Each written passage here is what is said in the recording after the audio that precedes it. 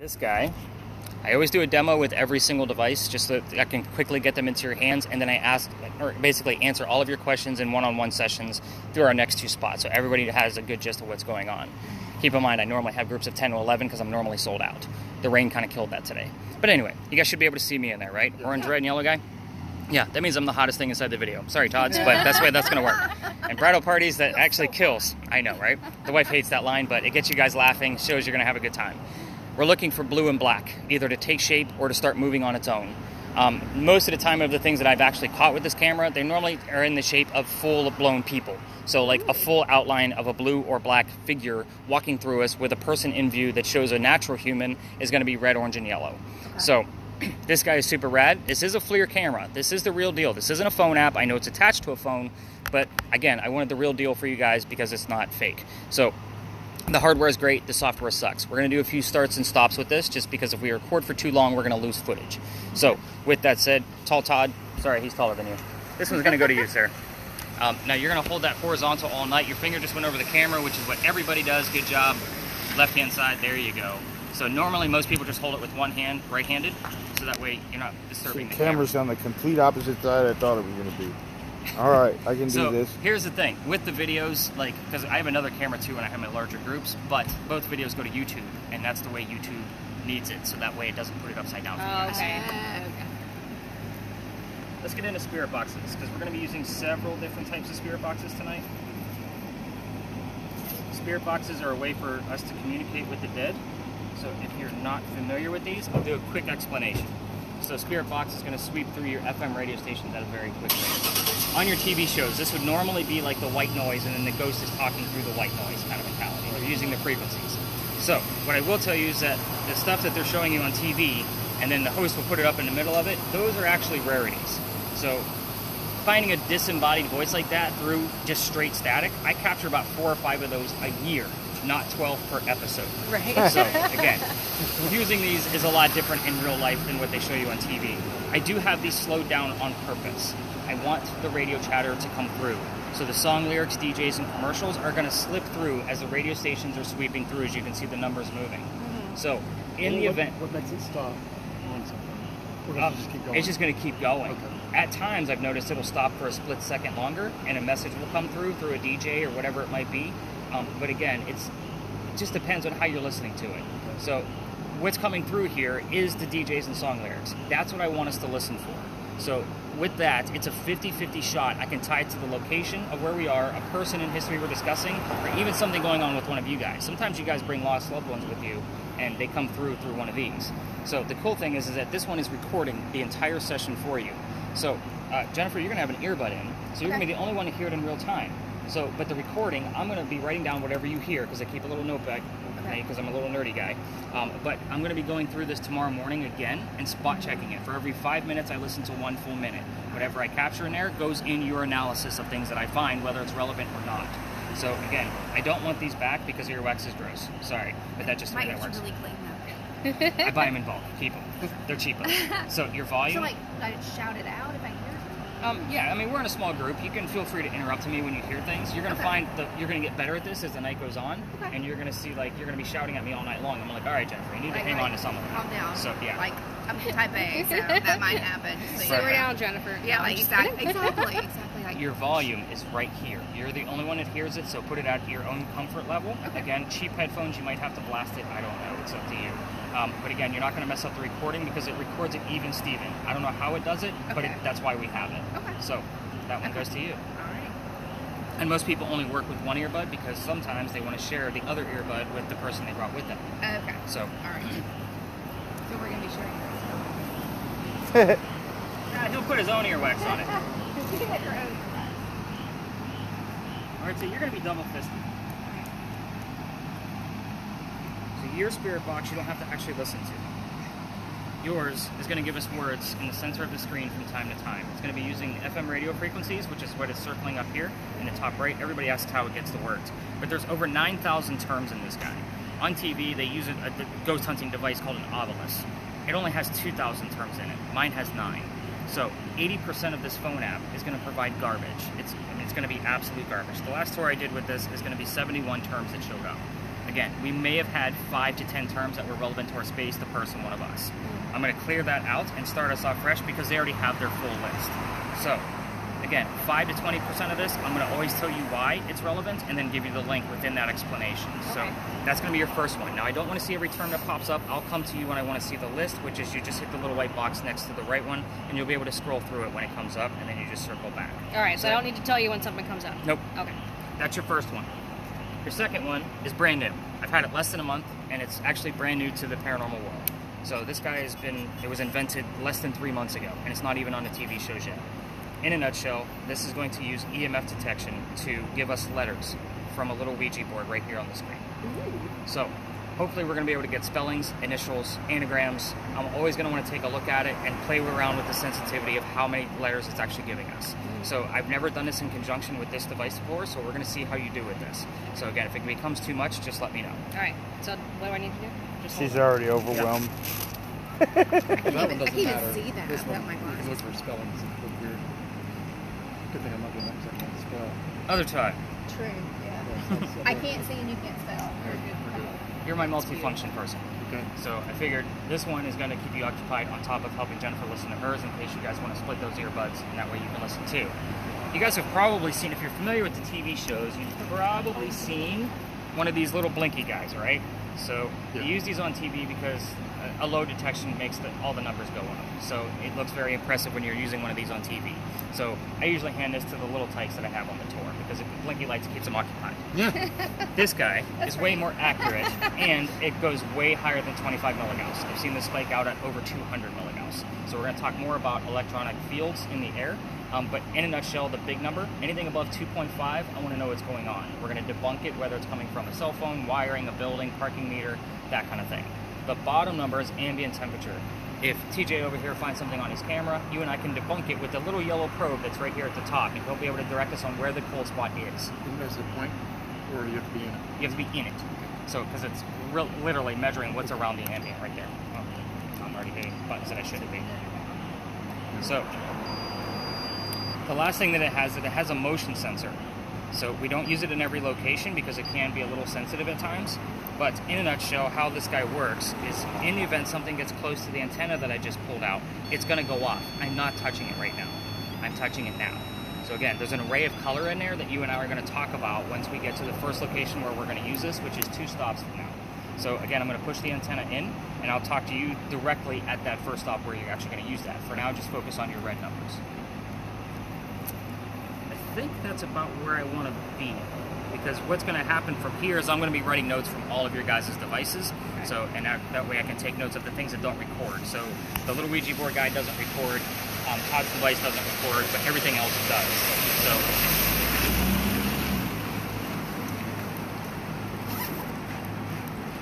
Alright, so there's a reason why we start here. Of course the place is haunted. Of course it is. Big John's. I know it's closed today, but that's only because it's Monday. So normally it's hopping and you guys go in there and have a drink, and then you show up drunk and I gotta go home because I don't do this drunk.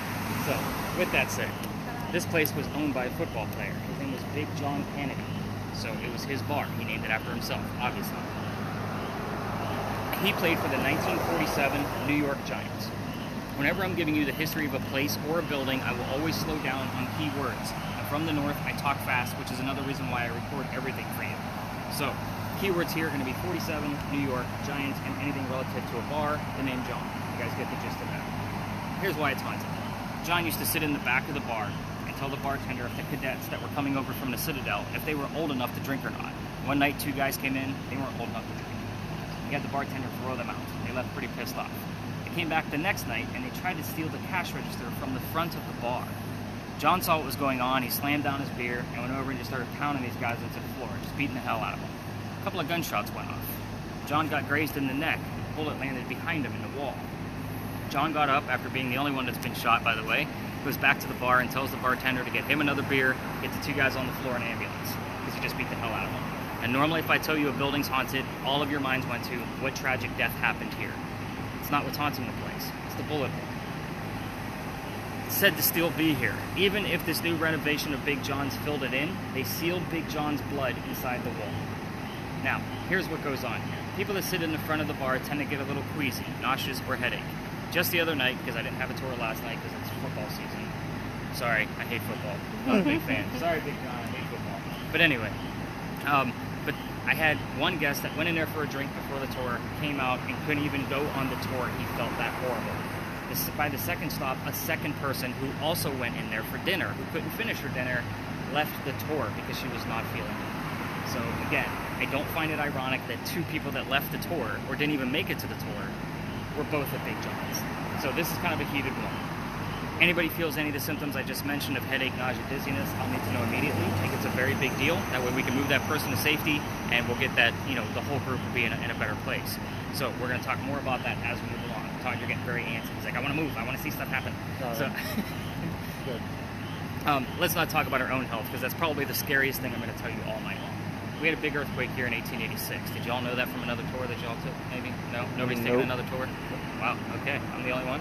You're Am I our that first. honored? We just got here Yeah. today. We virgins. Wow. Yeah. I'm honored. You're the one. No pressure. I'm good with it. The There's no Messiah. pressure. You guys read the reviews. I don't have to go there. But the white mansard you guys see in the middle of the building, this is allegedly where the first death occurred from that earthquake, which is why I bring it up. That mantle, a piece of it broke off from the front of the building, struck somebody in the back of the head and killed him. And they say you could see his ghost in the middle of the street in the middle of the night. And that came from the previous owner that I talked to. It used to be called King Rumbar before it was Big John's again. So again, I don't have any proof of this story other than his word. So it's just a great segue story. So the moms on my tour that have their kids with them aren't worried about their kids getting sick on the tour. So again, it's just a great segue. Are you guys ready to go ghost hunting and see what the hell's going to go happen? Yeah. All right, Yeah. we're going to actually head up this way.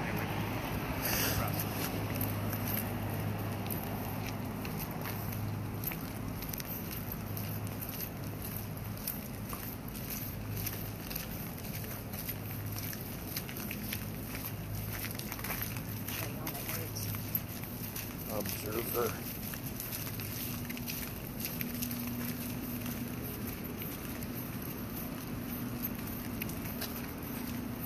All right, so you got anything on that word list yet? Observer, crossover, answer him. Yeah, all too vague for me. You're going to find that I'm looking for very specific details when we're going through this. So welcome to the Big Red Barn. This is normally where I bring my groups every single night, but imagine when I have my large groups of 10. It's just a quick stop to teach you more about your devices so we can dive deeper into history. This is where we keep some of the horses for the carriage rush, by the way. So you guys can call them small horses. I'm immune to it. I don't know if you guys can smell it or not. So We got horses. but the history here is really simple, and I made it that way on purpose so we could talk about your devices more. This is the same red barn that had horses that delivered milk and eggs to the residents of Charleston. Keywords obviously being delivery, milk, eggs, anything relative to a stable. And so I was asking him, do you have anything yet? Because we had some weird terms show up here last week, and I was kind of like, what's going on? But anyway, here's basically the gist of this, why we're here. We're going to talk about spirit boxes first and any kind of communication device because we're actually working with 3 of them tonight. Everybody usually wants to ask the same question when they get a Ouija board or some kind of communication device. What do you think that question is? Is it real? Is anything here? Is anybody here? Is anything here? Right? So that's usually the first question everybody wants to ask. So if Jennifer hears no, that means somebody's here. So she had an answer. It was a direct answer. They lied to her. So again, even if we had the word no that popped up on the word list, same principle. We are not going to be asking yes and no questions tonight. That is, you're not going to get any proof out of that no matter how much TV you watch. So when I'm teaching people how to use these kind of devices, it's all about asking at first a question you already know the answer to. If somebody's here, tell me what color the big red barn is. Obviously, we're looking and listening for the color red. However, you're using song lyrics and DJs to convey messages. The word red might not be available to them. Blood, heart, fire truck, those 3 things are specifically red. I would take that as an acceptable answer. However, most of the night, I'm going to require that there's something going on with at least 1 or 2 things happening at the same time. So whether it's coming from the same device or multiple devices, that's usually how we're going to come close to, oh, that might be Confirmation. paranormal. Right, exactly. Here's the confirmation that example I give. Let's Wound. say, I'll take wound. I want to know where the wound is a little bit more specifically. So let's say you have the word art on your word list. That doesn't mean anything to us over here. But then Jennifer hears the number 40 come through on her spirit box, through a DJ or whatever. Together, Art Faircloth was number 40 on Big John's team.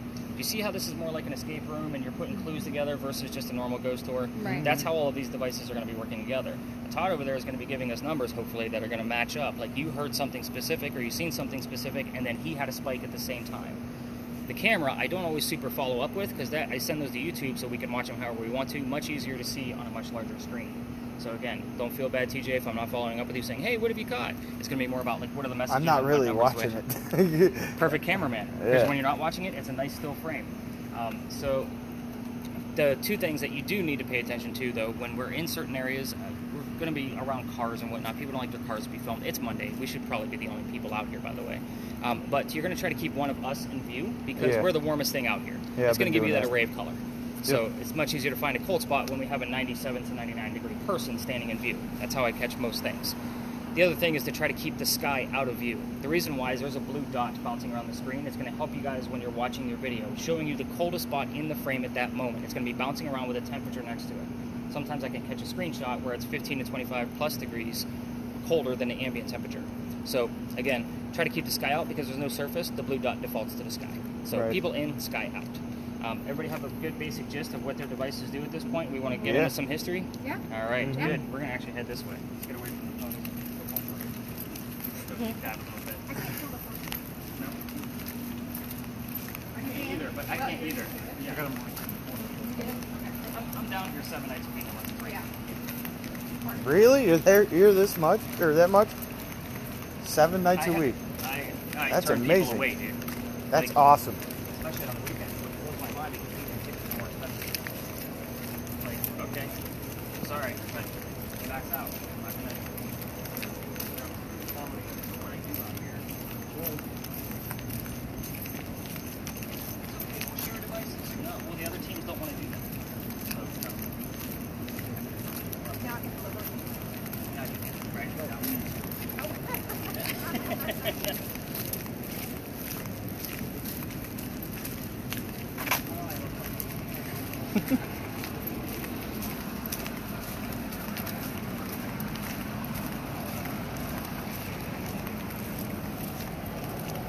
Alright, have you heard anything on there yet? You got the gist of the volume and how to play with that? Alright. Radio. Any letters popping up for you? Just the same B I had before. I've had some.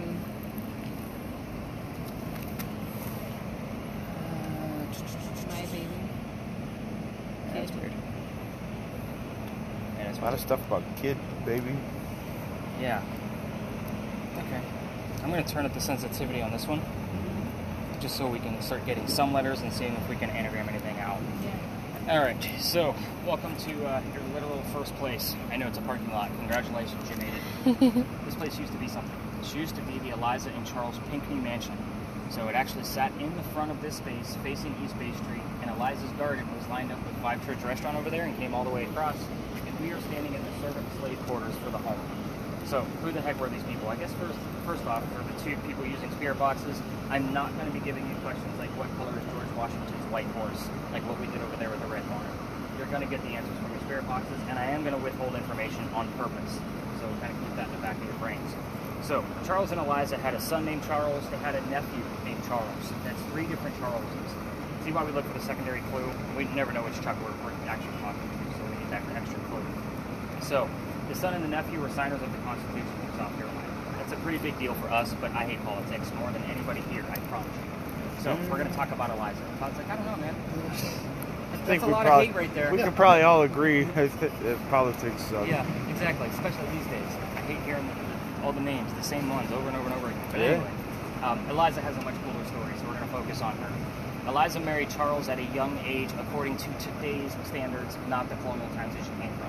If you're going to ask her how old she was when she got married, it's not going to be like 12 and 14, like from colonial times. It's going to be according to today's standards. The reason I bring that up is because Charles, her husband, was over double her age. So it was a creepy age gap back in the 1700s, definitely a creepy age gap now. So you might get either number. It happens all the time. But she married him because her father, who was over in England, where Eliza's originally from, was dying. At least he thought he was. And he's trying to bring all of his children home so we can see them one last time. 3-2. Nice. Perfect. I need to write that one down. So we're already starting. It's good. But 1744. So Eliza stayed put and got married. And you don't get married in 1744 for a green card. We're not even a country yet. So again, she married Charles out of love, and there was no love affair after his death because yes, he did go first. But needless to say, Dad did not die right away. Eliza was correct. And instead, he starts sending her apologetic gifts to this space. One of those gifts happens to be the plant seeds of indigo. You guys have only been here for a few hours that I know of, but I can almost guarantee you've seen the word indigo in Charleston somewhere. So indigo is a plant that makes blue dye that makes our blue jeans blue. None of us are wearing it tonight. Beautiful. So normally I have at least one example. 4-1 and 3-2. Got it. 4-4. Wow. We're going to keep escalating it. So that way I'm not writing down a trillion numbers, because in this space you never know what we're actually going to go up to. I've seen a spike out at over 200. Oh. Yeah, craziness. We'll talk more about those later on. But indigo, she didn't know what to do with these seeds when she got them. She learned from her slaves how to keep it cultivated. It's not always hot here. Then she puts it in another plantation, turns it into a cash crop, calls her dad and says, hey, rice plantations are going downhill. We can now make a killing with this indigo, and we have an international businesswoman during colonial times. Something absolutely unheard of, by the way. So, that's her business. That's the boring stuff. Let's get into the weird shit, because that's why you guys are here. So, kind of reach and grab at whatever set of questions that you guys want to go after, but I'm going to give you sets of questions that are based off of things that we commonly get in this location. Eliza was the second wife named Eliza. Same year, first wife dies in January. He marries the one we just talked about in May. So, they both have a maiden name that starts with the letter L. You want to figure out which Eliza we're dealing with? Ask her maiden name. It does come through, so either one, and they both start with the letter L. That's the only clue I'm going to give you. As far as the mansion, it's not here anymore. You can ask what happened to it, and then when did that happen. So obviously we're looking for a date of some sort, and it can come through a number format, month format. They're going to reach and grab, especially with yours, whatever they can with that specific date. The children, there's at least one, right? I told you about Charles, signer of the Constitution. There are more. You can ask how many children and what their names were, but that's pretty much it. The reason why is there's a tragedy among those children. You have some of the clues already, but I don't have enough yet to actually call it part of what's going on here. If we poke the bear, all activity will stop, including Todd's readings. So, Eliza's death is the last set of questions. That would be what she died from, how old she was, where she's buried, and what president was a pallbearer at her funeral. Notice none of these are yes and no questions. So, how much? 25 now. Holy mackerel. So, obviously, I think she's like going after she heard me talking about her death, so we might want to focus on that. So, we went from 3-2 to 4-1, 4-4, 4-5, and then 25-1. 25 25-9. Wow.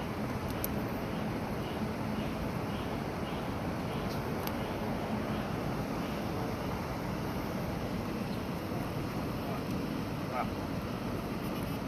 Okay, so I have to show Todd how to use that motion sensor. So if you guys want to start walking around and finding a hot spot of like where you're starting to get some of those turns from, I hear that thing going off like crazy. Is it too sensitive at this point? I think so. All right, so let me take a look at the letters real quick just to see if Eliza has spelled out her name for me in here. It had a U instead. It was like E-U-L-I-Z-A, so like the U was just in the way because it was just a hair too sensitive. So again, it's a sweet spot. I'm going to clear the board for you here too. In the event that you want to start over fresh, just turn it counterclockwise so it clicks, and then back a quarter turn, and it goes right back fresh with nothing there. So there you go. Try that out. Start to get nice slow movements out of your camera. You know, watch it. I mean, we capture a lot of things in here with that guy. It doesn't capture like every single night, but when we do capture things, it's usually in this space. So again, moving things that shouldn't be there, people walking through that shouldn't be there, that kind of mentality. When we were standing on the side of the road there, I was like just videotaping you, and you could see like a black shadow walking by that car. It's interesting. The car, like across the street from us? When you were setting everything up, and the first thing you handed me was this, and I'm sitting there. See how it like kind of shows like a black shadow on the edge of people? Yeah, that's because we're radiating heat. Well, it was like way further away. Okay. And it was like moving back and forth. I'll definitely have to take a look at it. Yeah. It actually looked like a silhouette, a black silhouette. That's actually pretty. I've caught silhouettes over there at the Red Barn too. Really? So again, it was right before we came around the corner there. Very cool. All right, I'm going to catch up with you in just a moment. I got to show Todd how to use this thing. So sure. Where are we wandering? From the vehicles. That's the only thing I ask. Yeah. Well, don't go between them. Get close to them. Get the others. No. All right. So awesome that you've seen some numbers already. I'm pretty stoked. 25 is exactly.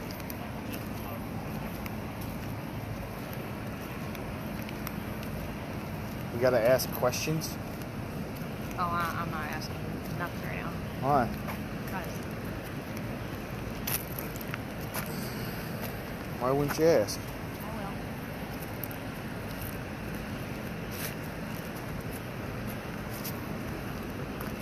What was this place called? Something mansion.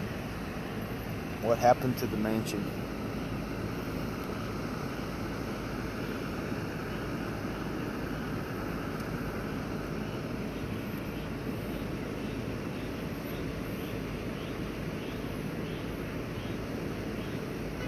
closed.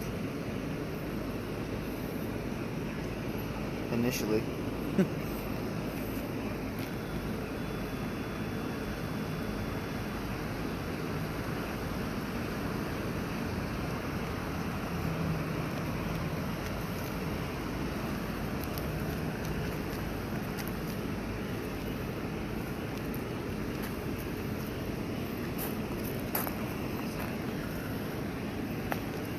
Ask her what her last name was, her maiden name. What was your maiden name?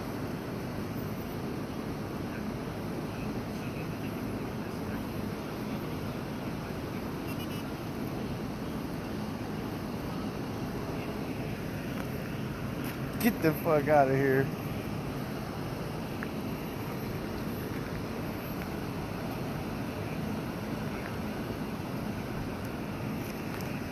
What's the second letter of your maiden name?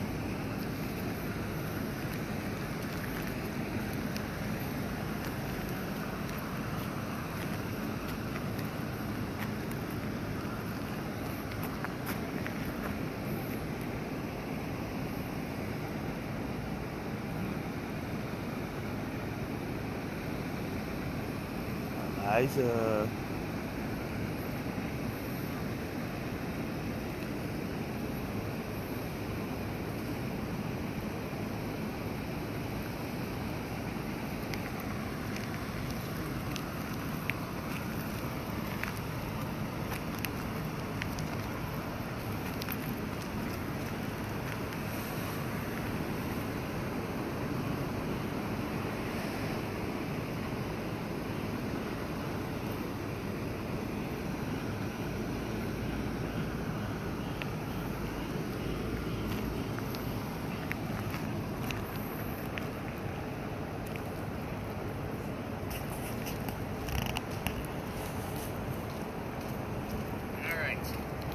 Letters and getting words.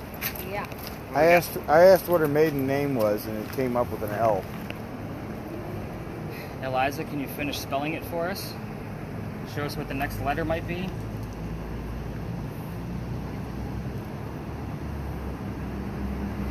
I'm excited about that. As soon as I said it, it was like, "Bidoo." Eliza, this is a new box that we're using. All you have to do is get near it on the letter that it's supposed to spell things out for us. It's almost like we have to train the ghosts on this one. Like it's when I see new. Yeah, it's brand new. Like I even waited like a few weeks after they launched it because they did a pre-order on it, and I was like, that thing is going to be all busted up on a mass production. So I'm going to wait a few weeks and wait for a second shipment. Right. That's exactly what I did. Again, I haven't had it for very long. Before that, I asked what happened to the mansion, Okay. and it What'd you said close, Track, close, initially, all back to back. like all immediately. Yeah, I'm still not finding any relativity in that. By the way, congrats on the marriage, by the way. Thank you. So is this the honeymoon? Yeah. Okay. Nothing like starting a new life by looking for dead people, right? I love it. Ridiculous. Yeah. Eliza, continue spelling your maiden name for us. An I.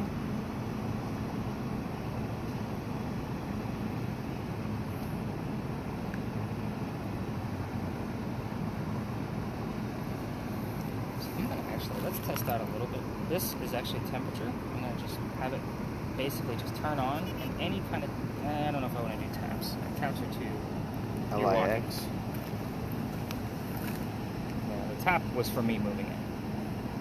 The tap is basically offering them to come and touch it to be able to give us whatever letter they want. But it also works off of us too.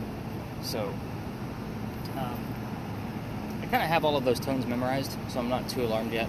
So again, I'm out here again 7 nights a week. Right. I know what to look for. Yeah. But yeah, you could see like underneath the X it says tap. Mm-hmm. That's because that was for me moving it. But I turn the temperature on just a hair. So if we have a full degree temperature change, it'll probably give us another letter and say temp underneath the letter versus mag. The mag is basically because it's working off of electromagnetic fields. So if the EMF changes, that's where that letter comes from. super weird that you're not getting anything else. I will tell you, like, that corner up there is a hot spot for, you know, all three of your devices. I caught things up there with your camera, and that'll probably still give you a whole lot more. I got oops, I did it again, and don't believe it. Oops, I did it again. Eliza.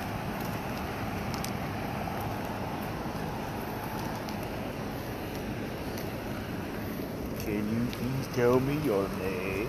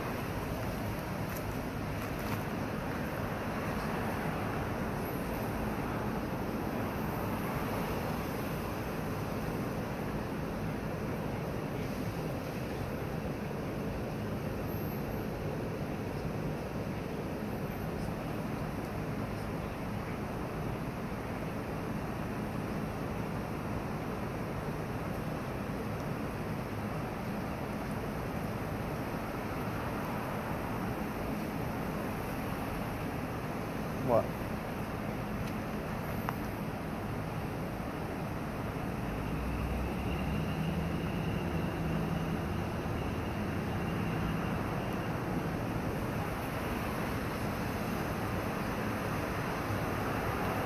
Eliza, what were your children's names?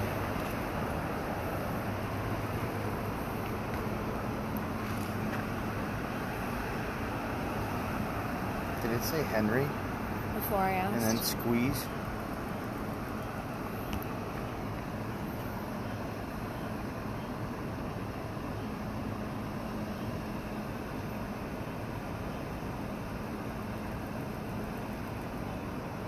Eliza, spell your children's names.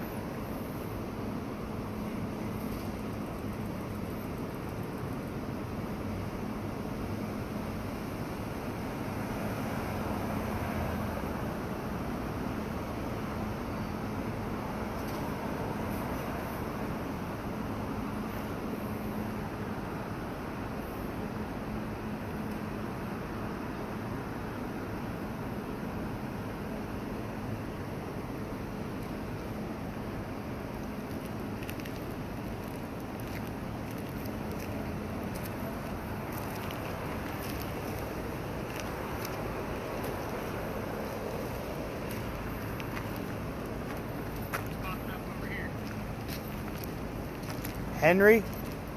Henry? Henry? I like Henry. Squeeze?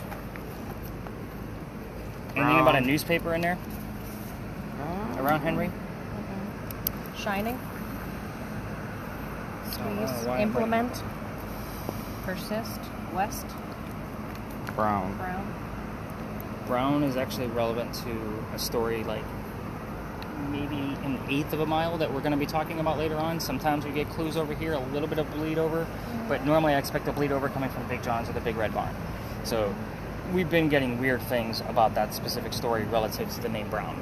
So, She's got LIV on that thing from doing the name. and you can always turn up the Why? sensitivity if you're not getting enough. It's right below the first dot on the Okay. left. You I just didn't know if you wanted me to. do it. Okay. You guys need to tell me what's going on with this guy. Okay. Again, I've barely used it.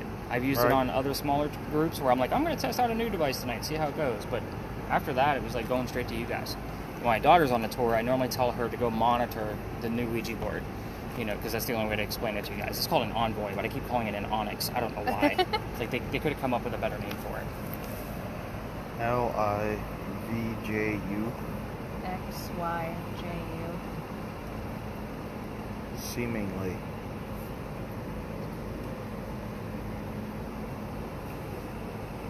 It's kind of mesmerizing, isn't it? Yeah. They actually set that guy up to where you can actually put it on a tripod, so you can basically put it on a stand in the middle of your location, I'm just Yeah. not going to carry a bunch of tripods around with me. Right. Right. Because, I mean, I have other devices that will use a tripod too. If I'm using an investigation with certain cameras, I'll put the lasers up, so forth and so on, and I put those on tripods, but now I got to get another one for this guy. Right. So, but that's easily set on a table. Exactly. When I was standing back there, up here on the right, there was like two figures walking together, it looked like. But I couldn't tell if it was just a differentiation of the opening there or not. Because, I mean, it's kind of dark over there. You got to remember, too, it'll pick up shadows. Yeah, Shadows it was are gonna be darker cooler. than that, so. Okay. Because our shadows will definitely be cooler. Like, if you look at the shadows on the wall over there, of all three of us, those should actually show up on there. Nothing? I'm a vampire. Say it might be a little bit cooler. It's not going to be a major difference because we just got over here. But if it was a shadow from a tree that's been standing there all day, I mean, you can kind of see my shadow in there. Not really, though. we also pointed at the ground. Go up a little bit. That's the wall right there. Yep. That's the wall. What do you got coming up there? Start with the U.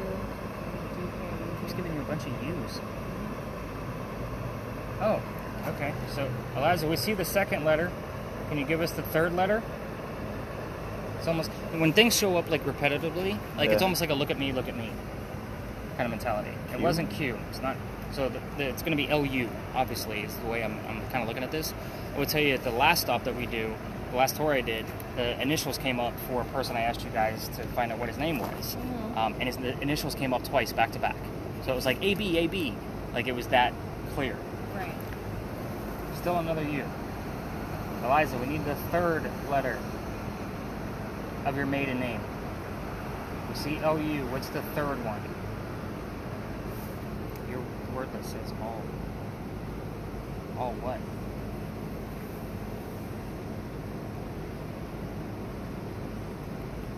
Give us the third letter of your maiden name. You're gonna have to move around a bit just to see if you can. Alright, let's see if Jennifer's got anything. You got anything going on with her?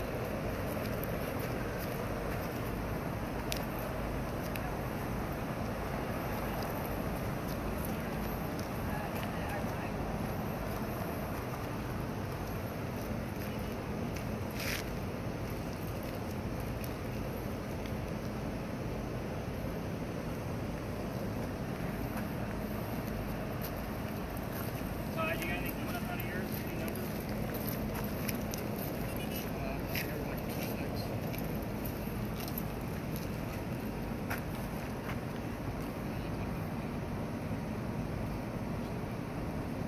Alright, you two, come on back. Let's get you guys the answers. We're not really getting much. We had the first couple of letters of Eliza's maiden name. It's going off right now. What's it giving you? It's got like. Dadil.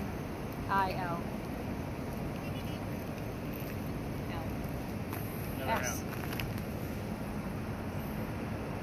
So, what stood out to me about that letter list from the Ouija board was it kept, when we asked for the second letter, because she gave us the L when Todd asked, but it was a matter of like she kept giving us the letter U several times.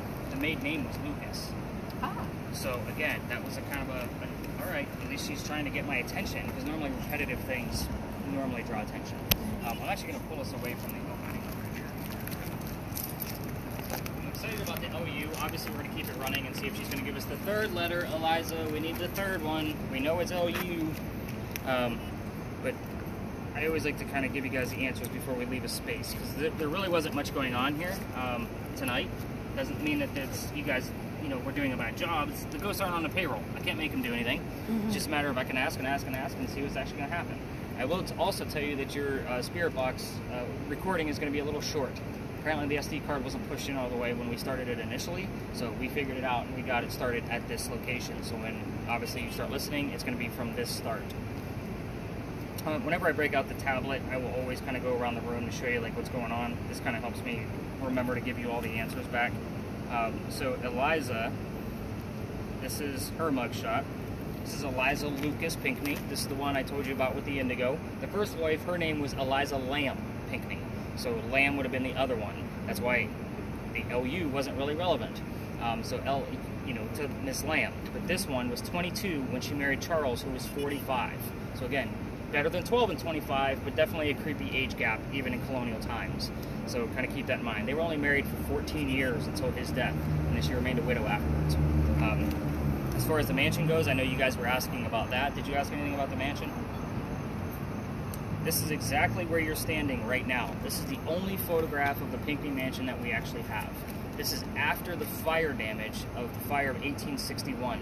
If you're going to take other tours around town, every tour guide's going to tell you about a fire. This one in particular is huge. We've had dozens of fires here in Charleston, which is why it's a giant cemetery. So the fire that I'm talking about is huge. It went literally from one side of the peninsula to the other. It started over here, and this is the entire peninsula of Charleston. We're standing on the green dot right there, so kind of give you a pinpoint. This was a giant fire. It did that little bit of damage down here because it started up the road and then literally went to the other side to be put out by the water. Like, that's how big it was. It was about $5 to $9 million worth of damage. I have no idea what the hell that equates to today because I'm pretty sure inflation changed again this morning. So again, put that for what it's worth.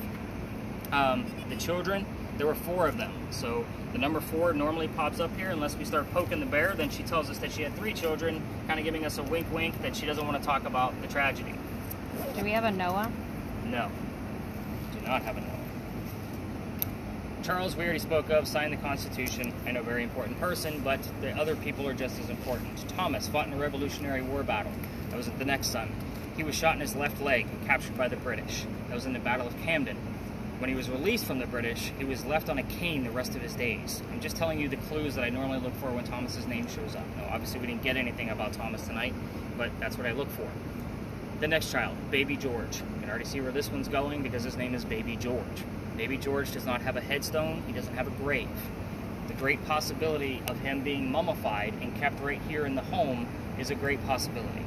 You can't Google mummied baby and not expect a phone call from the government. I cannot prove that they kept him mummified right here in the home, and they would have done that waiting for his mother to pass away so he can be buried with his mom. It's going to get even more weird when we talk about Eliza's death, but one more child. Her name was Harriet. She married Daniel Ory. Myrtle Beach is in Ory County. That kind of gives you an idea of where she's at, 2.5 hours north from here. Wouldn't have been a 2.5 hour car ride for Eliza. Lots of letter writing instead. In the event we hear from Harriet, which is very seldom, quill, ink, paper, anything relative to letter writing. You get it all the time when she shows up. What was it? Implement. Implement. But those are the kinds of terms you get around Harriet. Eliza's death, she was 70 years old when she passed away in 1793. It's a long time for a colonial woman to be living, first off. But she was going to Philadelphia, getting treatments, whatever they thought she had. It turned out to be breast cancer. She died in Philadelphia. Well, first off, we didn't know what the hell breast cancer was in 1793. We're going based off her medical records. But she died in Philadelphia. She's buried in Philadelphia, which should beg 2 questions in the back of your brain. Of first off, why the hell are we here if she's up there? None of you are going to hang out near your grave when you're gone. You're going to go to your mansions 400 miles away. That's exactly why we go to the spaces that I'm taking you tonight. The other question is about Baby George. If my theory is true about him being mummified right here, they would have transported him by horse and carriage all the way to Philadelphia from this location. So just kind of a creepy thought all by itself. Didn't my baby pop up on that thing? And the word kill showed up about 2 or 3 terms after that, if I'm not mistaken. Mm-hmm. So again, yeah, my right baby, when we were walking over here. Yep. So again, we'll see if the name George shows up. And he actually went by George Lucas, Eliza's maiden name, and that would have been a full name after her father.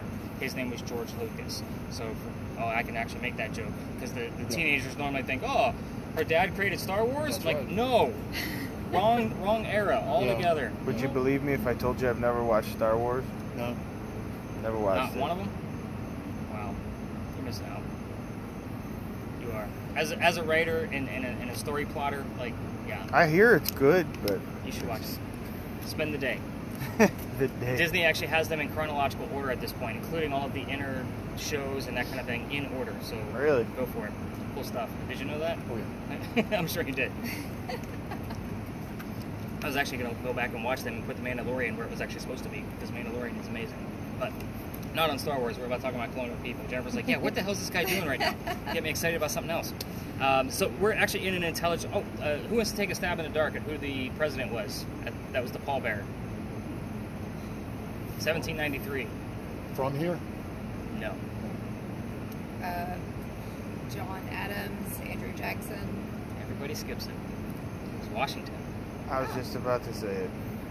So here's the good. Well, first off, he did that out of his own accord. Like, he wanted to do that to kind of pay homage to her of her indigo helping get her country started. Like, it was a pretty big deal to him. But the good thing is that nobody can actually guess it, and I do this every night. When we got here, that was interesting. That's me. Oh, was it? I seen your face light up blue. I'm like, ooh. But at the same time, when we got here, I told you guys I'm not going to give you questions like what color is George Washington's white horse, like what we did with the Big Red Barn. So I do that on purpose, and I put George Washington in the back of all of your brains, and notice that I gave you all of the answers, but allowed you to try to guess who the president was at the very end. So again, you all passed with a fail. That's a good thing. None of you are subject to subliminal messaging. That's the only thing I'm going to do for all you guys all night. I like to know who I'm working with. The teenagers are really bad at that, and I see them off on their phones Googling stuff with the questions. Like, guys, put their phones away. So again, I feel like a bad teacher. But yeah, you guys passed with a fail. Good job. So most people go to Adams first anyway, because they skip right over Washington. And we do get relative terms to Washington here too. So we'll get Martha, we'll get Apple, we'll get all kinds of things first, as long as you're asking directly. This is an intelligent goes. We ask questions, we get answers. We didn't get so much here tonight. It was actually pretty light, and it's probably because we just missed things because we're getting used to these devices. The next space we're going to is a lot different. It's a residual haunting. Go ahead and stop your video. That's the red square, by the way, on the left-hand side. It'll turn through a circle. That way you can actually Stepped in a puddle. Mm-hmm.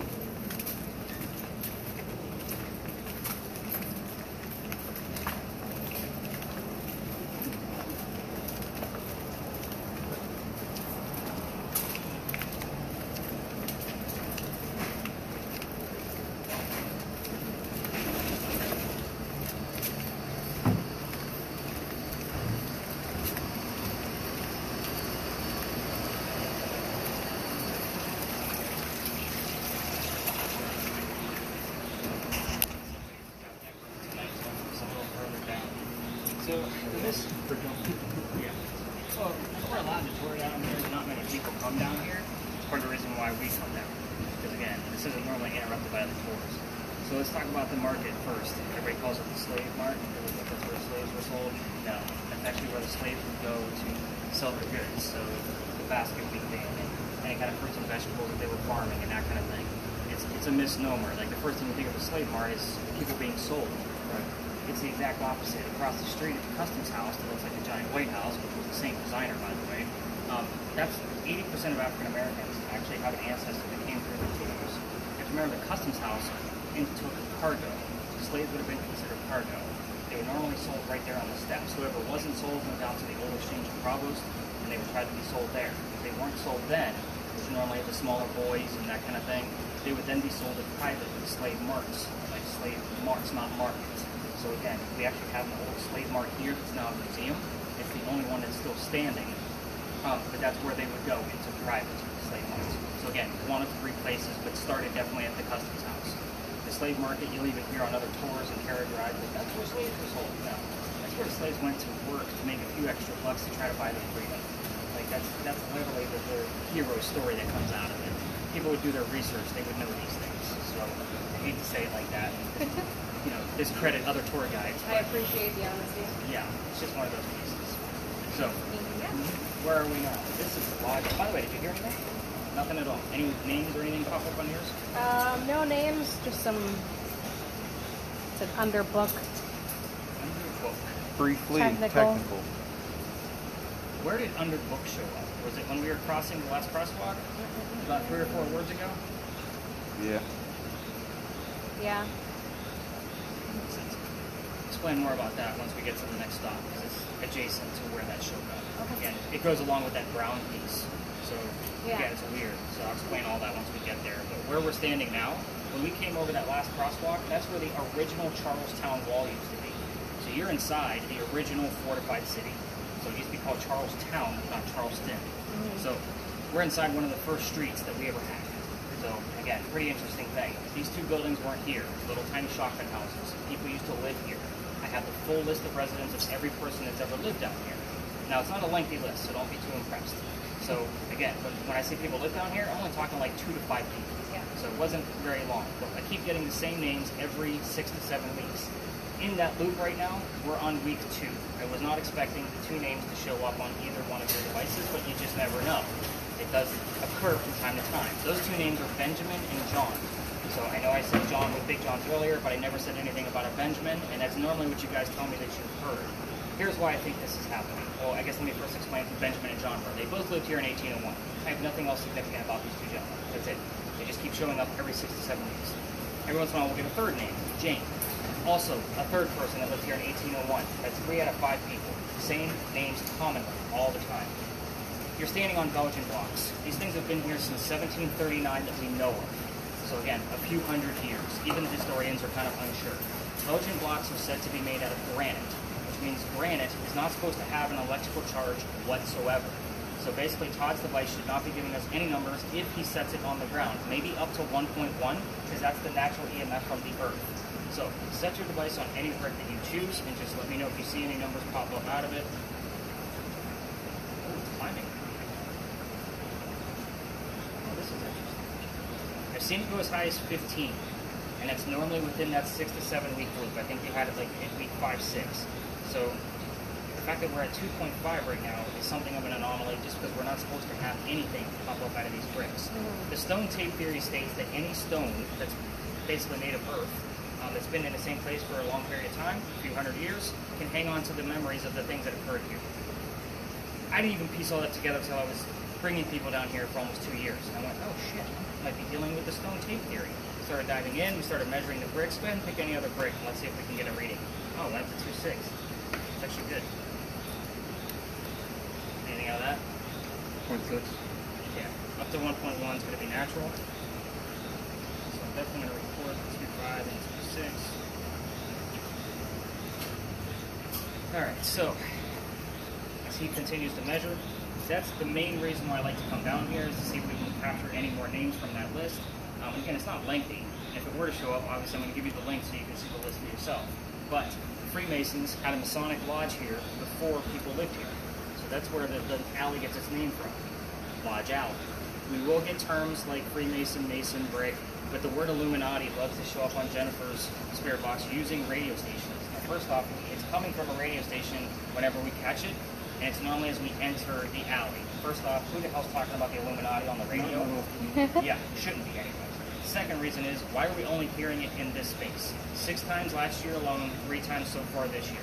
So again, it's all been tested because somebody says, I just heard Illuminati, and they think it's hysterical, or we'll hear Founding Fathers, or anything relative to, obviously the Freemasons in general. The word symbols likes to show up here too.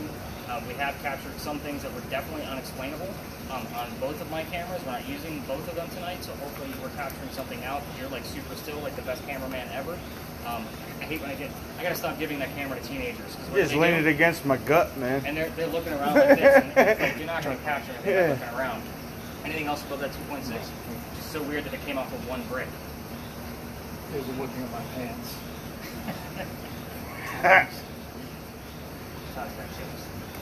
Alright, so the next space we're going to go to, again, this isn't a lengthy stop because we can't usually ask questions here. It's one of those residual things that's going on and on and on.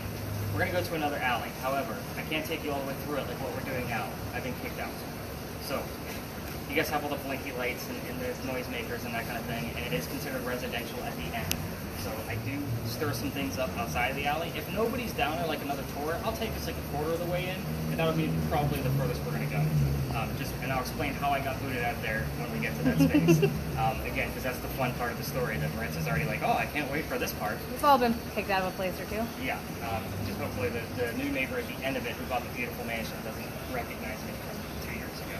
And we'll kind of see how it's been going. But yeah, let's head up to that alley. Do you have anything on your word list or any letters that are popping up? So I got transmit when we had just put his device down, and then I got Doug and Merit. Can't forget about Doug. That's it. D-U-G Doug. Oh, like Doug. Like Doug. Like dug a hole. Yeah. So, they did do an archaeological dig here. And that the report where I got the list of names from came from that archaeological report. And we will get things that were found in that hole. So we can see that they were like lower class people. Again, those buildings down on East Bay Street weren't there. It's not low tide's going to come through here all the time. The rich aren't going to put up with that. So that's the archaeological dig thing. Like, that's a big deal. So I'm going to see if anything pops up that Jennifer's missing. Sam. That's think it was Samuel, later on, like 1855. Again, the list isn't very long. Right. You have Dig. That's really... Doug. Doug. Doug. Dig Doug. We already done the digging. Yes. What's the list say? 'Cause if you go back to it, celebration. It's weird that you're getting a lot of terms here. We normally don't get a lot on that. Celebration came before Sam. Any more readings? 6-1. 6-2. Move it closer to the building and like to the brick next, closer to the yellow building, and see if it goes up a little bit higher. I want to prove that it's not coming from the building.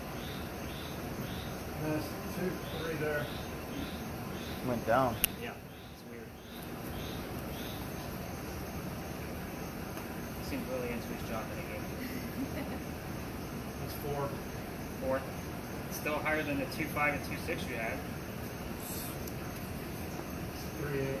9 now. Alright, Lodge Alley residents, I will be back tomorrow. Let's head up to the next space. As we exit, DJ, you want to cut your video because there's cut during here of it. But we do capture things like towards the end up here, so. Do we have one of those things we can roll out actually?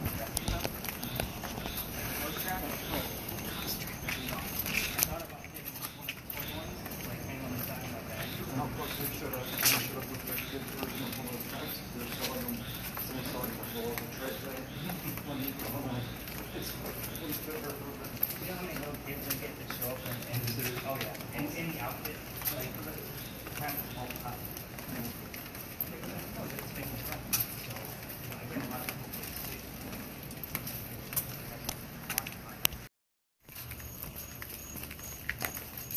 There's a cat.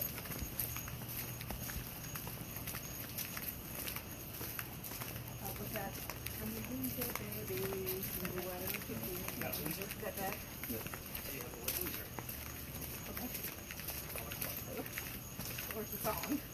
Yeah.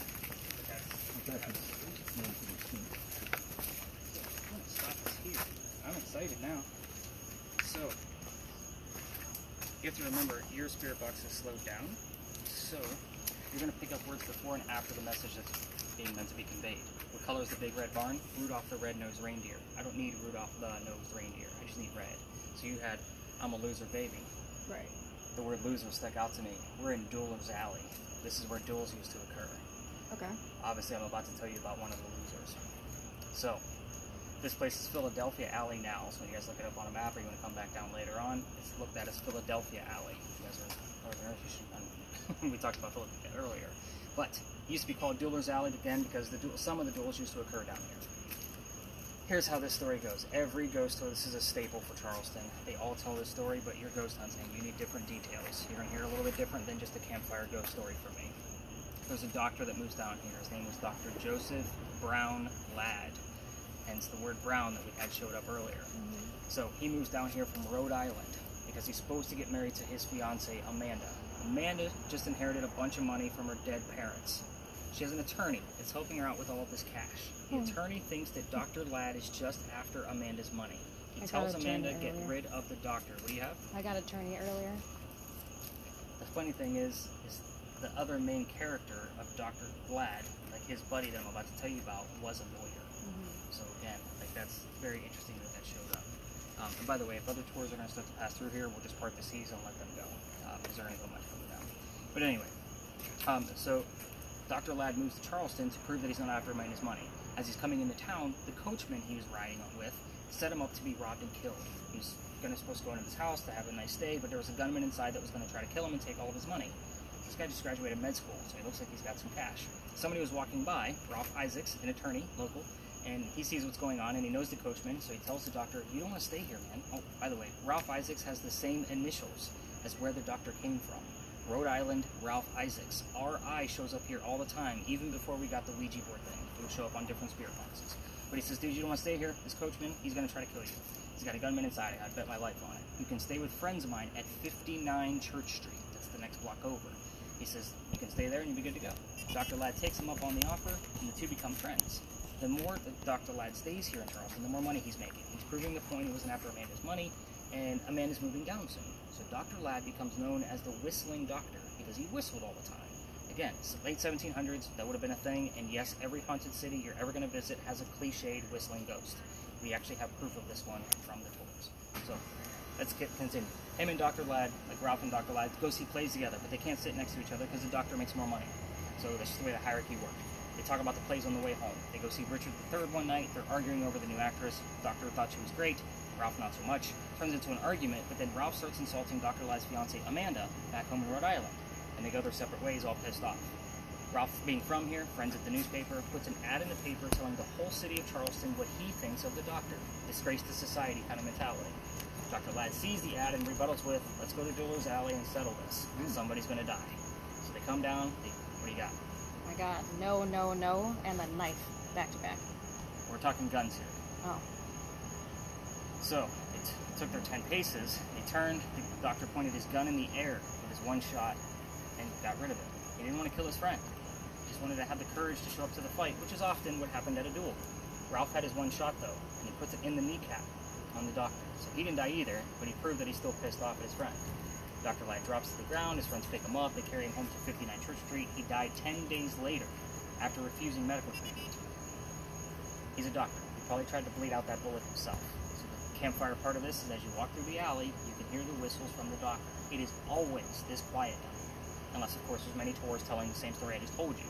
So normally you would turn on your voice recorders from your phone and see if you can capture something, but I want you to keep in mind, if you're going to come down here later to try that, anybody walking up and down Cumberland or Queen Street is going to throw a whistle down this alley. We all do it. If somebody knows the story, I do it every night.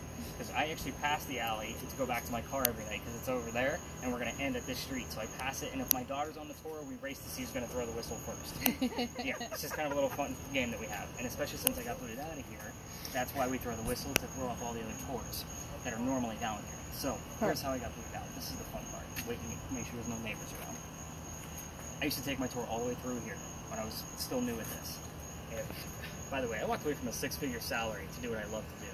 So again, it was a big roll of the dice, and it was way scary, so I'm just going to put that out there. But I used to take people all the way down. We're not allowed to go all the way down. The reason I used to do that is because this, before it was Dueler's Alley, used to be called Cow Alley. This is where they kept the livestock for Charleston, which means it didn't go all the way through to the Cumberland Street side. Probably stopped right around where the entrance is to that church entrance. So that means the bricks down there are older than the bricks on this side. Those bricks down there are sun-dried bricks from slave children, meaning they had to turn those bricks to bake them.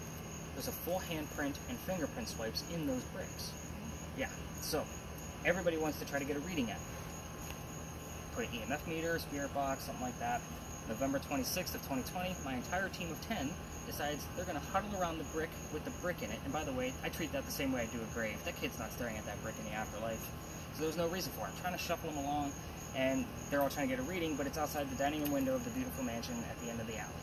The gentleman who just bought it came out, not happy with me. My daughter thought it was great because Dad's getting yelled at, and we moved on. The next day was Thanksgiving. I didn't do a tour. I worked for Walmart for a long period of time. I'm sure you guys feel my pain. I'm not working Thanksgiving ever again. The next day after that, I got a phone call in the morning from the tourism office asking me to go down halfway, which is what we're allowed to do, because that's the borderline, or to reroute my group. I decided to reroute my group after telling the story because I love it and see what happens. But I did not tell my team I told them I didn't believe in the story, but I didn't know much about it. We're going to see what happens and wing it. I did not tell them we were going to be investigating the female pirate Anne Bonny, but somebody heard the name Anne before I even said anything about it. So I'm like, all right, maybe there is something legit to this. I'm a vampire guy, not pirates. So I was like, this pirate thing just doesn't work for me. I go up there, I tell them what little bit I did know about pirates. Somebody else hears the number 300, and I didn't know what the hell that meant until I did the research the next day. We were there on November 28th of 2020. Anne Bonny's trial for piracy was November 28th of 1720. We were there on the exact 300-year anniversary of her pirate trial. Wow. So now I keep taking you guys back up there. I will tell you, it's a fantastic story after the dozens of books I've read about pirates and Anne Bonny's life. So worst case scenario, you're going to learn a shit ton of things about pirates that you never even knew were possible. But it is a hit or miss. We never know what's going to happen. It's either going to be a lot or very, very little, down to nothing. So, again, worst case scenario, you got a lot of pirate lore that I pieced together that is the factual part of her lifestyle. So, you got anything since we've been standing here? I know it's hard to listen to me and that at the same time because I talk very fast. And I try to keep everybody's attention. Do you have any readings, by the way? Any numbers? Point ones and twos. Point ones and twos. And any words, any letters, anything we need to know about that? I got that no, knife, and then a point, way, and favorable. Point, way.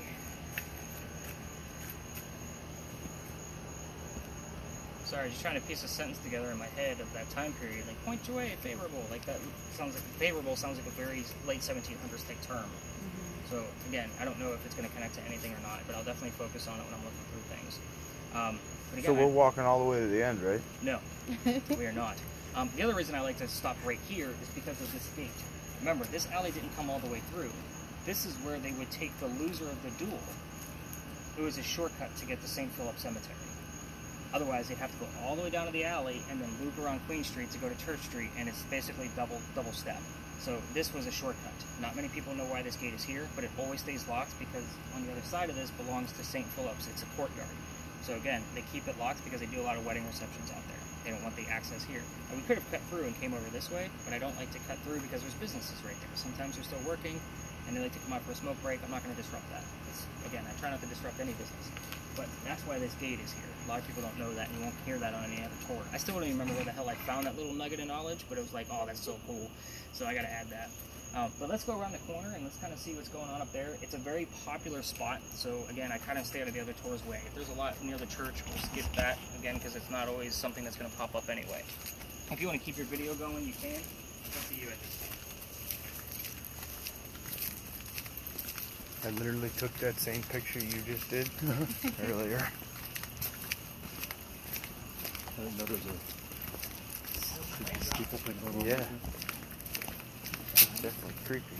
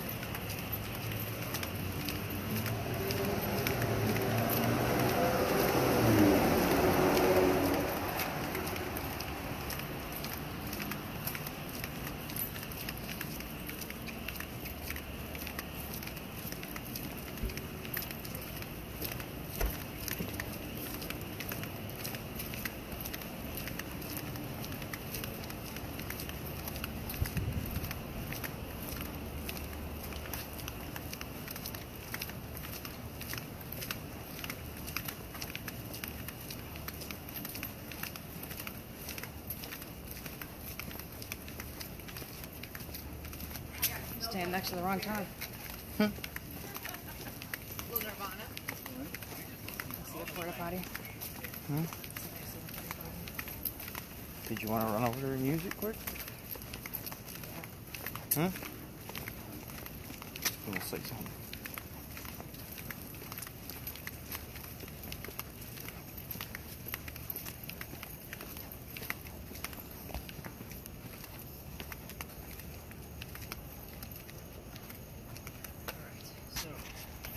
Every tour in town stops here.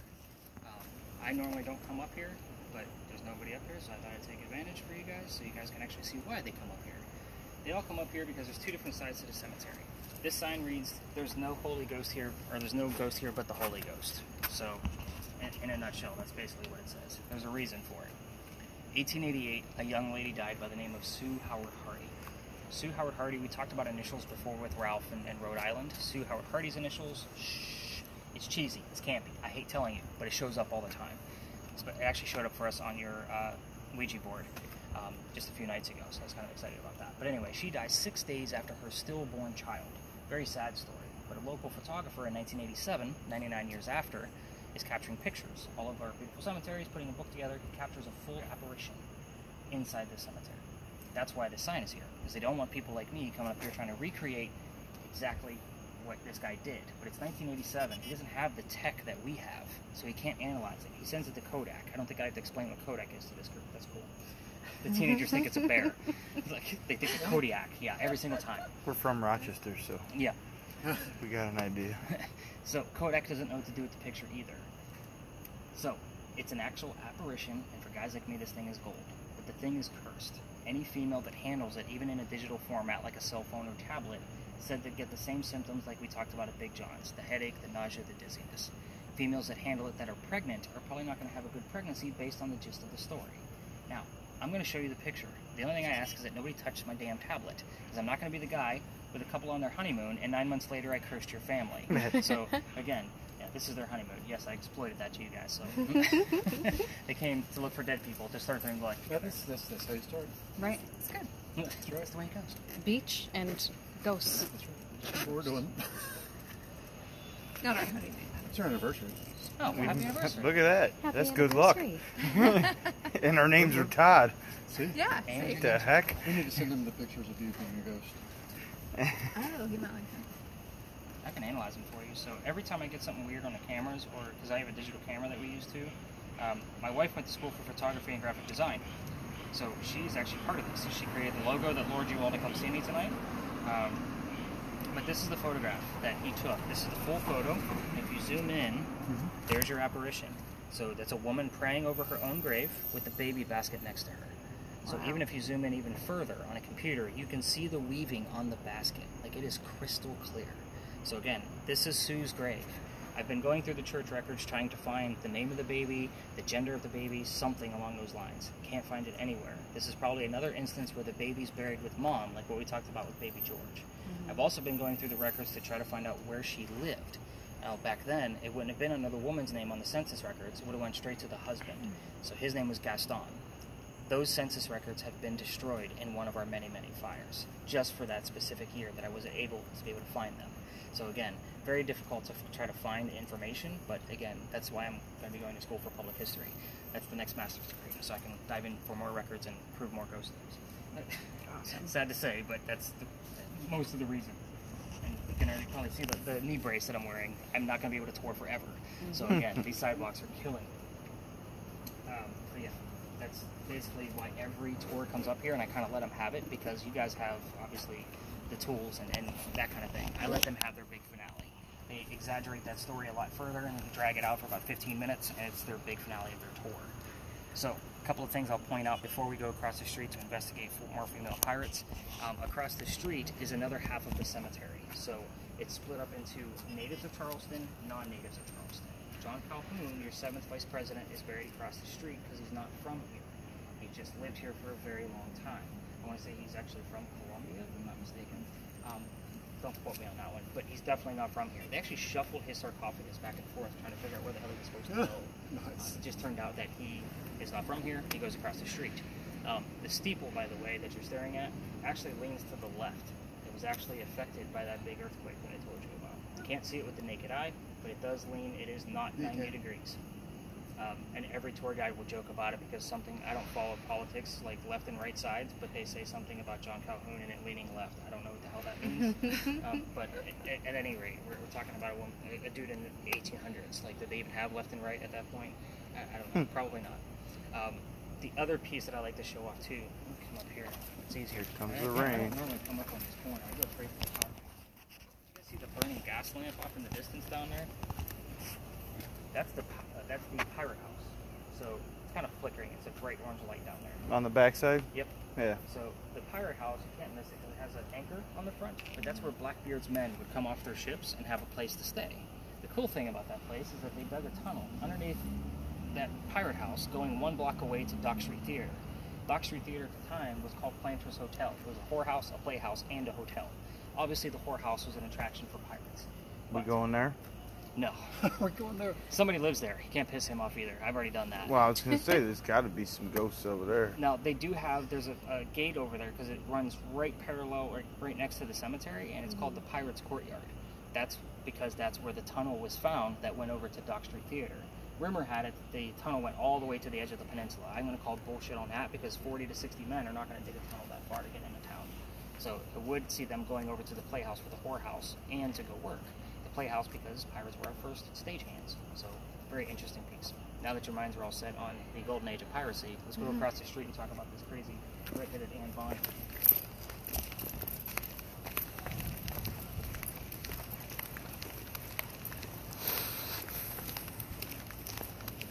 Look at that. The parking lot that had the porta potty in it. Yes.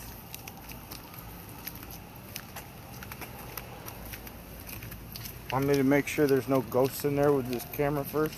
Be great if someone was sitting in there. Might be Wouldn't that be something? You open that up.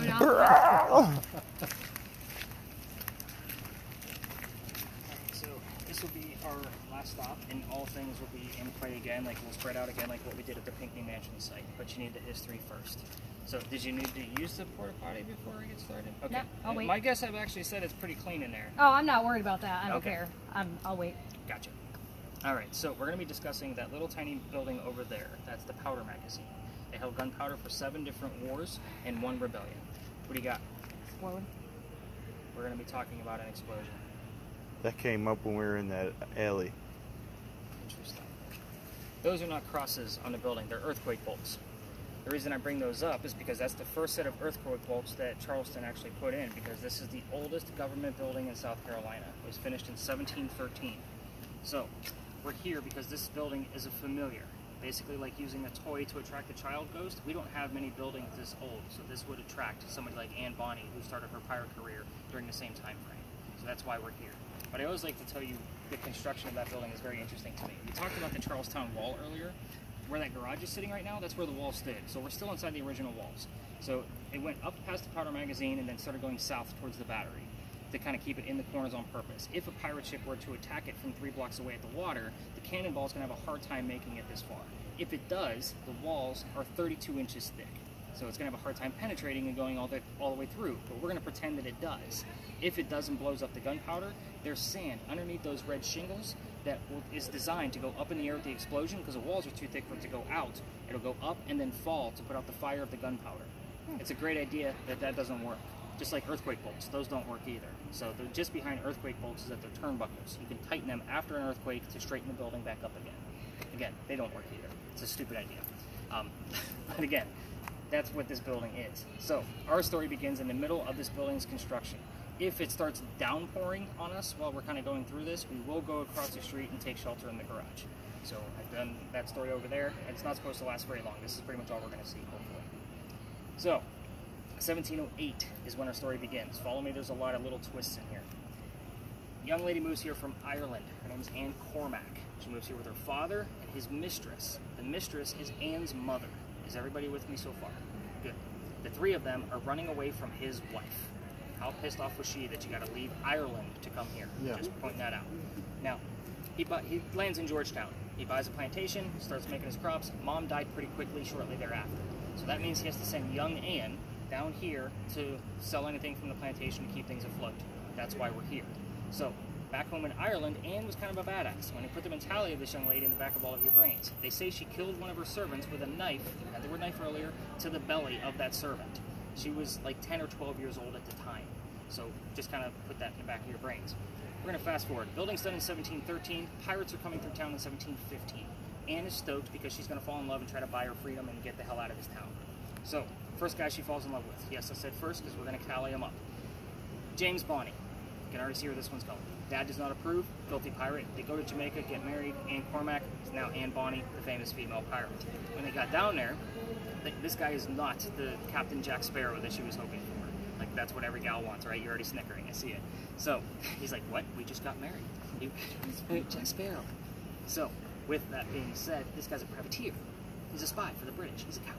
This is not who she wants. A few years later, she falls in love again. His name is John Rackham, a.k.a. Calico Jack. This is literally the character, the real person that they based the Captain Jack Sparrow character off of. So this is the Captain Jack Sparrow that she was hoping for, literally. He has his own ship. Anne wants to be part of it. Can't put a girl on the crew. Anybody know why? Bad luck. So, he makes a deal with her. If you're just like a guy, you can be part of the crew, but you're definitely going to be a female in my quarters. She's okay with this. Why? Dad used to cross-dress her as an apprentice boy back home in Ireland to hide her from his wife. So she's like, whatever, it's a man's world, let's do this. Let's put 2 and 2 together. female in his quarters, she's eventually going to get pregnant. You can't have a pregnant pirate dude on the crew. No, somebody's going to figure it out, right? Not back then. That's not a big beer belly, a rum belly, I guess. So he drops her off in Cuba. Go have the baby over here. These are friends of mine. They'll help you. Come back later. We'll figure it out. She has the baby. Returns with no baby. No amount of research will tell me what happened to that child.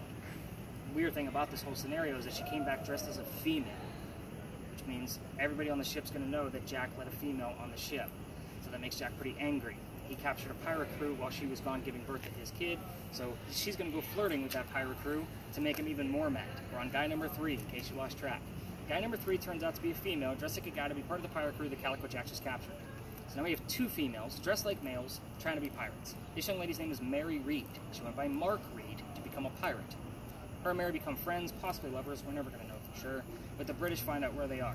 They send an entire fleet of ships to take down one pirate ship. Anne and Mary are the only 2 pirates not drunk enough to come up and fight with 1 bullet flintlocks, probably because they don't know how to use the cannons yet. They're obviously going to get taken by a fleet of ships. As they're being arrested, she looks at her captain, her beau, Calico Jack.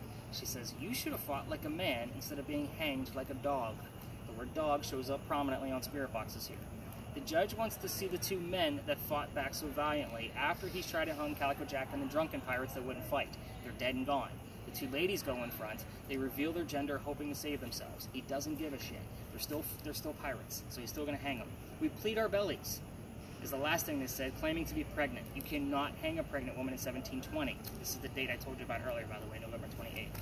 So he sends them both back to jail, delays the hanging. Dad is still here in the Charlestown area with all of his Irish money. He brings her back home. She remarries. That's husband number 2, but guy number 4, because we're going to count Mary Reed as number 3. And she has 4 kids, dies at the age of 84. That's all we know after her pirate career. Yes, I know, very abrupt. Mary Reed, she dies a year later, 1721, in that Jamaican jail from whatever pirates died from in a Jamaican jail. Most articles will tell you that it was fever. I call bullshit. It was probably scurvious, bumpy, gross, all kinds of nastiness. Use your imagination. I left 2 questions out here. Normally I give you a series of questions with locations. This one I only left out 2 because we're dealing with pirate lore. The name of Anne Bonny's parents. You can ask what those are. That's the father and the mistress. I also left out the name of Calico Jack's ship that Anne became a part of. So again, Jack had several ships. We're looking specifically for the one that she became a part of. We do get a lot of answers here. With yours, it's definitely a REM pod, like the motion sensor. It's not going to be about the numbers. If you find numbers here and they're close to the bushes, it's probably because of the electrical poles in the corners, so don't get too excited. I'm going to keep you for 1 more minute because there's another reason why I give that heated warning at the top of the tour. Back in September of last year, I brought my group back here. What letters do you have, by the way? I've seen it go up a couple times. H, W, F, Z. Okay. Nothing I can make out. September, much cooler than this. Tour back here. Kid next to me goes white as a ghost, about to hit his head on the ground. What do you got? 30. Lamp. I don't know how old Calico Jack was when he died. I want to say he was definitely older than 30. Primarily into, though, 30. 30 has got to be something. I'll look at it and see what it is. Numbers and names normally don't lie. So even if I don't know what it is, they usually don't lie. But I pick up this kid before he hits his head on the ground. His boyfriend picks him up from the other side of him. We get him over to the wall, which is where we're going to end, so he can sit down. I get him a bottle of water, feeling better, and then tell him the story that I just told you about Anne Bonny. It's important to know that they didn't know the story yet. After I spread everybody out with their devices, then them 2 pull me aside, the 2 boyfriends, and they say, "Nick, we got to tell you, we are 2 transgender males." Meaning I had 2 females dressed like males on my tour, just like Anne and Mary from the story. Made complete sense as to why one of them passed out as soon as we entered the space. Like I said, weather was nice and cool, no reason for this dude to pass out, no reason for it at all. This is the uncanny shit that I see that I can't explain. That's why I give those warnings. Psychics normally don't make it past the Pinky Mansion site because I get high EMF spikes over there and they drop like wet noodles. So again, it happens, I'd say 4 or 5 times a year. I can't tell you how many times I've had to call the paramedics. And I can't always call it paranormal, but I can always tell you like what's actually happening with the person. So we're gonna spread out. I'm gonna hang out by the wall because you guys all know what you're doing by now. If you want to get some footage of the front of the powder magazine, you'll have to exit the lot and go in front of the bushes. And then, of course, kind of stop right there. If there's other tours there, just kind of wait your turn, let them do their thing and move on. I stay out of their way because we stop and spread out. I definitely want you cranked up in here. Okay. As far as the motion... I just got like a little red Corvette Prince thing. I was just going to say, the only thing that you can really focus on here is Anne, a few weeks ago, gave us the color of her hair. And the only way to give us the color of her hair through that device is to touch the antenna. It is red. Somebody else came up to me just a few nights ago and said, I just heard the color red, not realizing that I had that conversation with the person using that device of, hey, go find out Anne's hair color, and then she heard red, not knowing what it meant, the same way you just did. So, again, very specific. It's almost like Anne kind of, and again, I can't make this shit up. Right. You see me, that's me excited, guys, just so you know. I don't like go all ranting and push people into a dark corner and say, see what else is going to happen.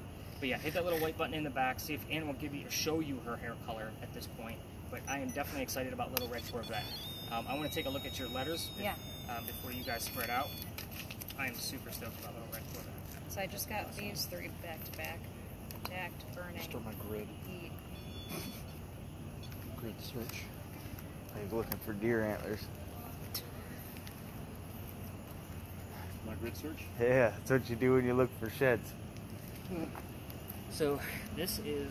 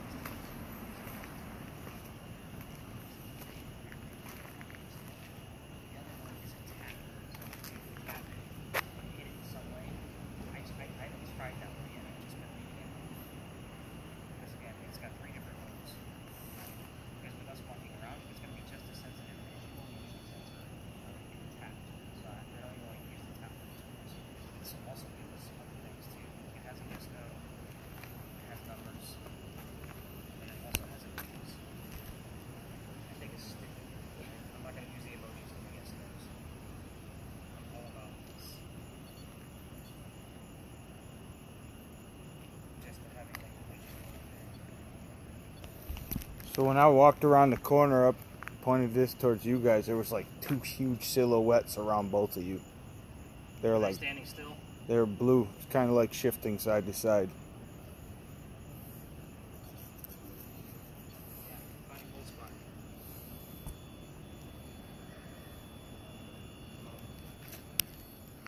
shoved your new wife into a dark corner. She's not going to come out for a while. Yeah. I took all her shit and said, go have a good time. Jennifer, you got anything? Yeah, just random songs. Like what? I think I heard Dire Straits, Money for Nothing. Okay. I heard a little like Led Zeppelin, Live and Let It Made over there. Okay. That's about it. Money for nothing. That could be a I pirate get a lot thing. of cash and Yeah. money terms over here. I take that with a grain of salt because there's so many songs and things that talk about with money on commercials and that kind of thing. Right. And unless I see it excessively, Yeah. then that's when I'm like, okay, we have cash, we have money, we have bank, we have coin. You know, like these are a lot of terms around Yeah. treasure. But the word butterfly showed up on this. And I don't think I've ever seen the word butterfly on here. Would that have anything to do with something? I have no idea. Again, I wish I was Google for all these locations. Right. I mean, I know a lot, but it's a matter of like, there's still a shit ton more that I don't know. The when I went in front of there, I like held my hand in front of the camera a little bit. That way it showed the Sure. differentiation. Mm-hmm. And like a temperature drop was like, because everything's normally like 78, 77. It went down to like 73 over by the gallow Okay. looking thing. Let's see. And do you want to tell us what your father's initials were? You can use the box in my hand.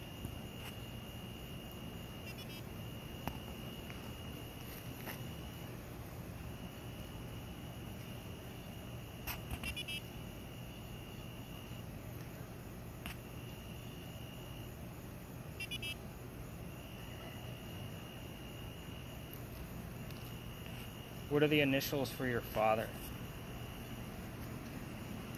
Show us WC like you did the other night. She missed. WC.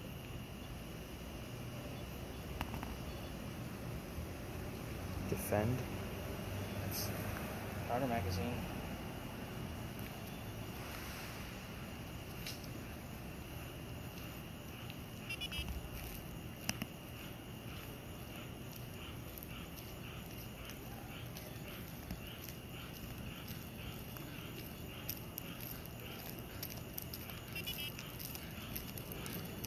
Start fresh. Got anything wild while I was gone? Got the word butterfly. The word defend, which obviously tied to the Powder Magazine, defending Powder Magazine, or defending gunpowder. I just started this off fresh. The sensitivity for the EMF is all the way up, just because this is a low EMF location. So I told him I shoved you into a dark corner. So go have a good time. Check on side. You got cold spots I definitely have to check out. I'm glad you're like telling Yeah. me in real time. In front of that building, man, where they got the fake, or I don't know if it's fake gallows or what, but like the they're thing where you stick your head in and all that.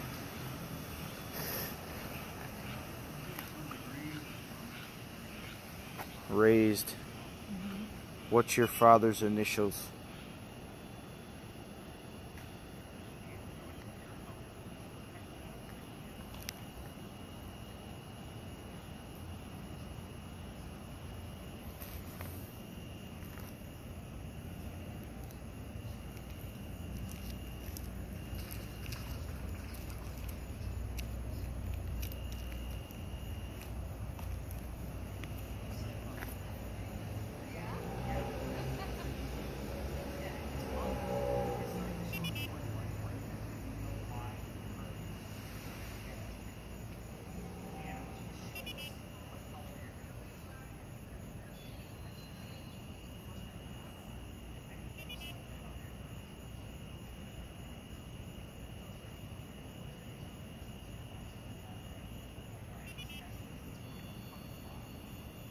Nope. W is one of the initials.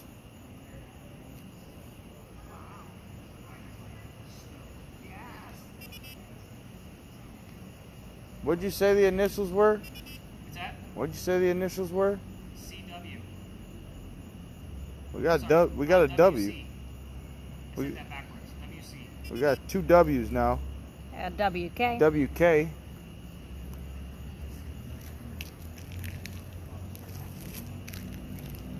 It's pretty different.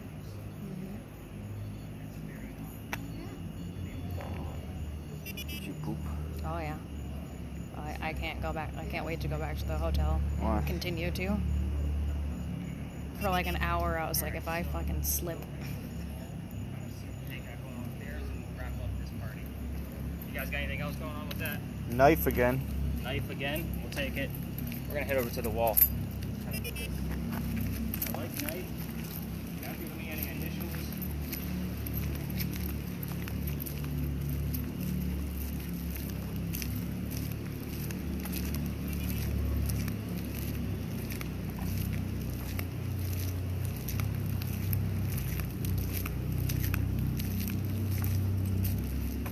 We're going to keep Maritza's devices running as we kind of get you guys the answers.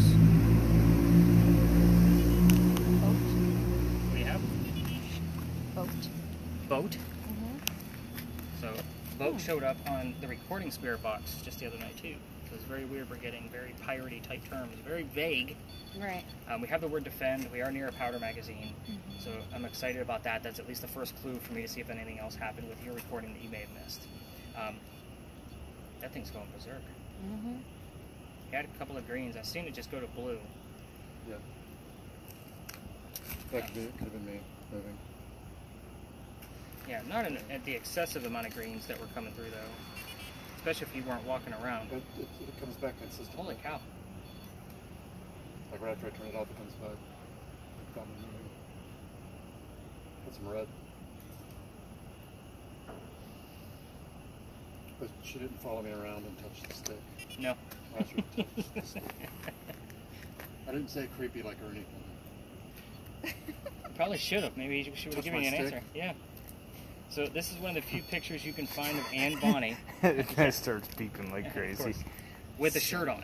The reason why is because she used to bare her breast to show men that she killed that they were just killed by a woman. So again, I get a lot of teenage boys on this, and I don't need angry mothers leaving. So again, this is one of the few pictures you can find of her with a full shirt on. Name of the father was William Cormack, like I said, WC. The name of the mother was Mary Brennan. So did we have an MB show up? Now, first off, you guys weren't expecting a secondary Mary, because there's Mary Reed as well.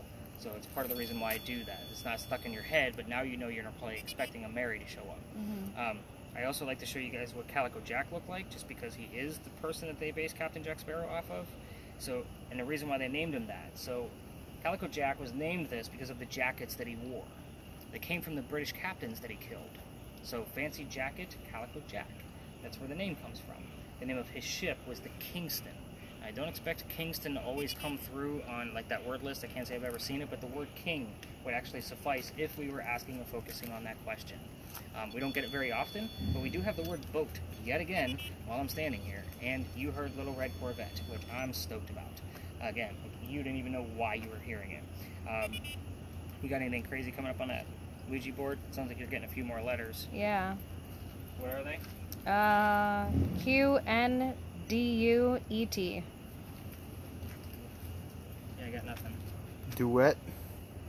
Duet. D-U-E-T. Duet. Like that. That didn't come up on the word list, but that's Yeah.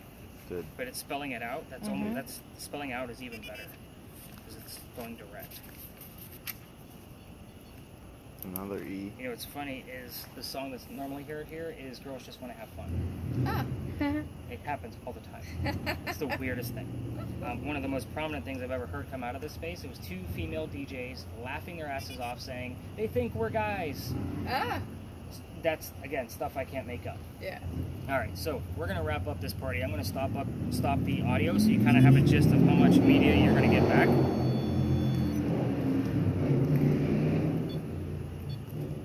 As soon as this wants to connect, getting all these crazy weather notifications chiming through.